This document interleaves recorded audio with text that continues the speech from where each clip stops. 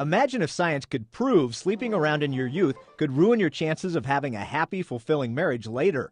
That's what Dr. Joe McElhaney of the Medical Institute for Sexual Health in Austin says new research shows. Neuroscientists have produced a lot of information just in the past few years. This is new. And he reveals in the book, Hooked, the most modern neuroscience available to man today. Research using brain scans now shows powerful chemicals are released during sex that should create a powerful, everlasting bond. For women, their brain secretes oxytocin that causes them to bond emotionally to that man. Men secrete a hormone called vasopressin when they're having that kind of intimate behavior, and it bonds them to the woman. This oxytocin is so overwhelming in a woman's brain that just a 20-second hug can cause a female to become bonded to a male. A 20-second hug.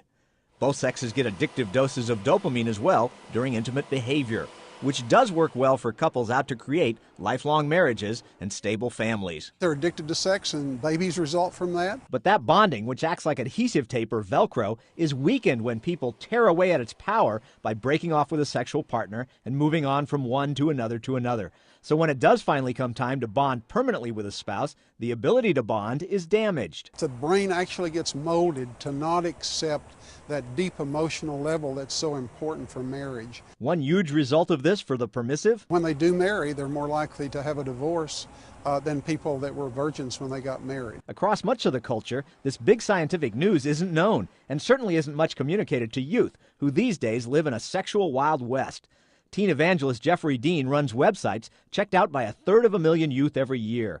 Thousands tell him they're pressured to be sexual and are often wounded by it. Anything goes is the new rule, and in the process, kids are experimenting, but they're finding out there's great hurt and baggage along with that. Dean says he hears all the time from kids who've started having sex way too young about the effect these bonding chemicals in the brain have.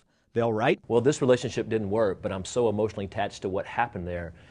I'm looking for that again, even if it means making choices that I don't even want to make or that I know are against God's will for my life." The science proves that human beings are made to be monogamous for life with one other person in a faithful relationship. It is the way human beings are made. Dean says just make sure you back up your demands with solid support. My teens need to see from me that I am approachable and that I am unshockable. And no matter how badly a young person might fail, they should know Mom and Dad are going to have my back. Paul Strand, CBN News, reporting from Austin, Texas.